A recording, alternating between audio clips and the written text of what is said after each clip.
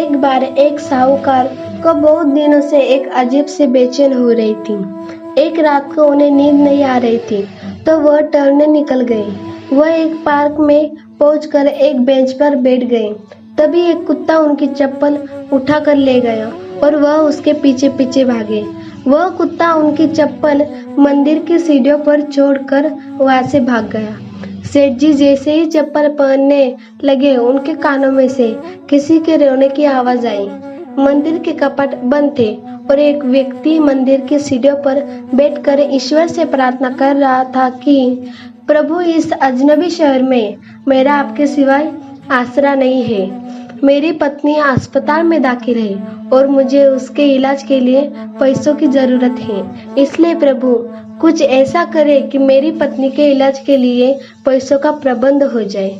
सेठ जी समझ गए कि ईश्वर ने मुझे यहाँ इसी व्यक्ति की मदद के लिए भेजा है। सेठ जी उसके पास जाकर बोले, जब तुम ईश्वर से प्रार्थना कर रहे थे तब मैंने तुम्हारी बात सुनकर ली थी। सेठ जी ने अपने जेब से पैसे निकालकर उस व्यक्ति को दिए। उसने अपना कार्ड निकालकर देते हुए कहा कि तुमको किसी भी चीज की जरूरत हो तो मेरे पास आ जाना। वह व्यक्ति कहने लगा कि मुझे आपके कार्ड की कोई जरूरत नहीं है क्योंकि मैं पता जानता हूँ। सेठ जी विस्मित होकर बोले, क्या हम पहले मिल चुके हैं?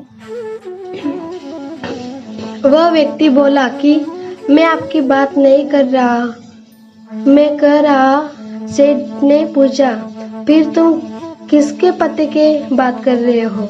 वह व्यक्ति बोला कि मैं उसका पता जानता हूँ जिसने इस अजनबी शहर में मेरी मदद के लिए आपको भेजा। मुझे अपने ईश्वर पर अटूट विश्वास है। यह पहला मौका नहीं है, ऐसा बहुत बार होता है।